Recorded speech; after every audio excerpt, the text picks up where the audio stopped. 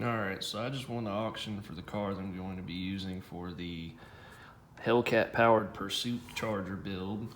It's a 2015 Dodge Charger, 142,000 miles. I wanted something that was going to be the current body style so that it would match an actual Hellcat. Currently it says it needs repair, has major wiring issues with the harness.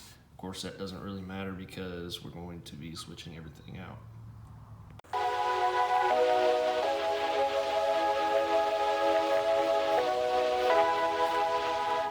Alright, starting day one for transport. Got to drive all the way up to the state of Indiana, and I'm going to drive up, stay the night, and then pick it up in the morning.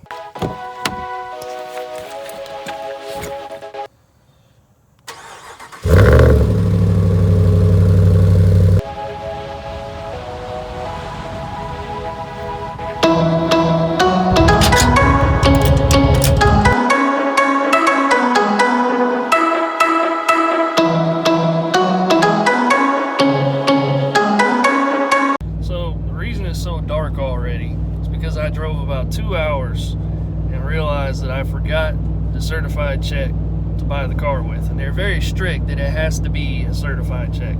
So I had to turn around, get somebody to meet me, and basically it added 2 hours to my trip, and now it's getting dark already.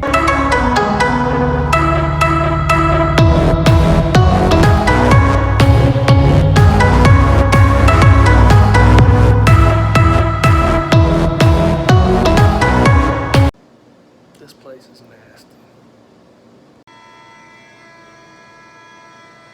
It's 2 in the morning and some kind of an alarm has gone off.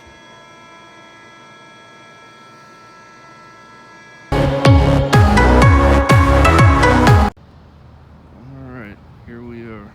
Just got it paid for. I'm on my way to see what kind of condition it's in. It's down there hiding behind that ram.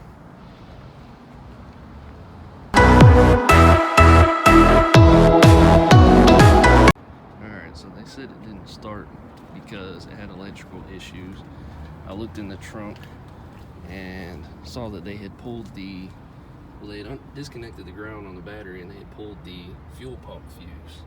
So I put the fuel pump fuse back in, it started right up, no problem. Problem is, it won't shut off because apparently has some wiring electrical issue where it doesn't think it's in park, even though it is, and it won't shut off. So I had to pull the fuel pump fuse again and let it just die out, because if I disconnect the battery, the alternator just picks it up.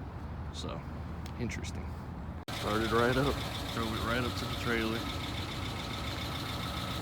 Those of you who hear that ticking, it's not really a bad thing, it's just because it's been sitting for so long.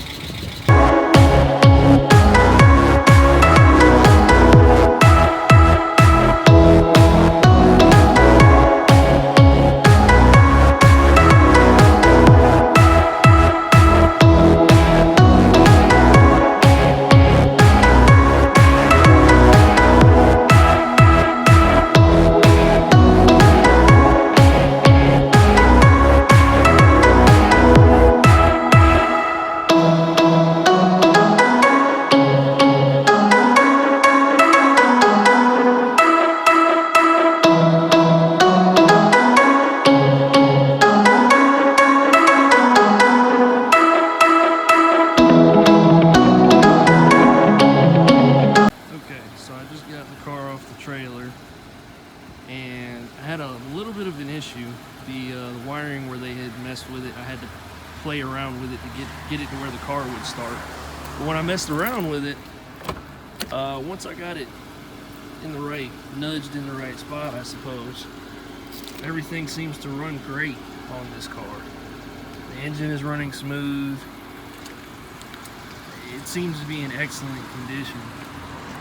I don't know why they screwed with the wires over there the way they did, but I think once I find that culprit wire that's losing contact and screwing up the contact with the ECM, I think it'll be a good car. Alright, pulled in the shop now. About to try and turn it off and start it again for the first time and see what happens. Yeah, so it's still doing the not in park thing. So I'm gonna have to pull the fuse out of it again to get it to shut off, so I figure out what wire it is.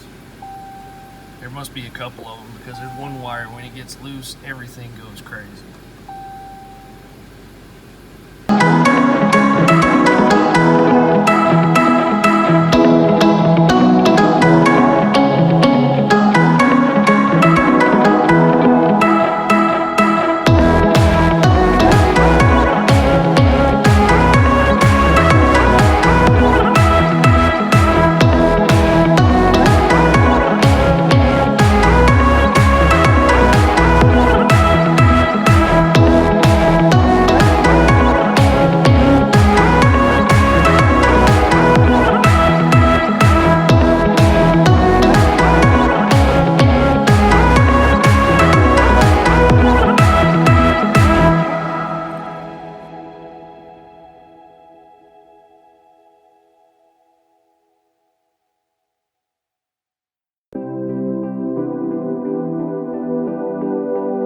Alright, so I rewired my harness, and most everything started working right, but the car still would not come out of run, and kept saying stuck in park. So I figured maybe when they shorted the wires out, they fried the parking, whatever module tells it that it's in park.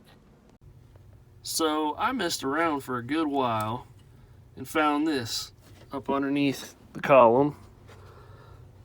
Swapped it off a parts car I have, a 2011, and what do you know? Yay! So thrilled that that worked. Now the car is fully functional.